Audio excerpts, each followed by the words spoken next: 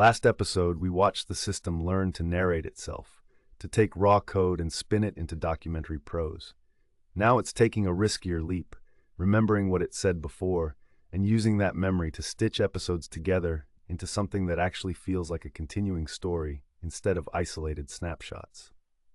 What changed in this episode? The latest development focused on generating AI-powered narrative transitions between episodes using previous episode context.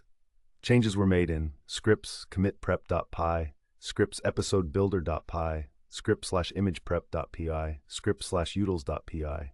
Affected area, execution layer, core narrative logic. Why it matters. A documentary about a self-building system lives or dies on narrative coherence. Without this, each episode would reset the audience's understanding. You'd forget why the previous commit mattered, what problem it solved, what doors it opened.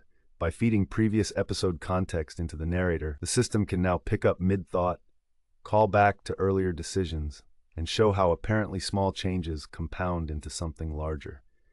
What progressed since the last episode?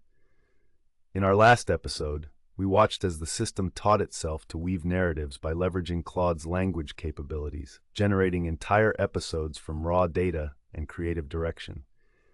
Now we're going to dive deeper into how those beautifully crafted stories actually execute, exploring the machinery beneath the narrative surface that transforms words into working logic.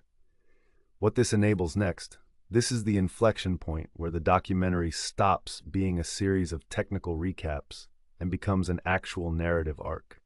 The system can now construct meaningful episode sequences where a seemingly boring file refactor in episode 30 suddenly connects to why episode 33's transition logic needed to exist. Viewers will start to see the project not as isolated commits, but as a thing with momentum and intention.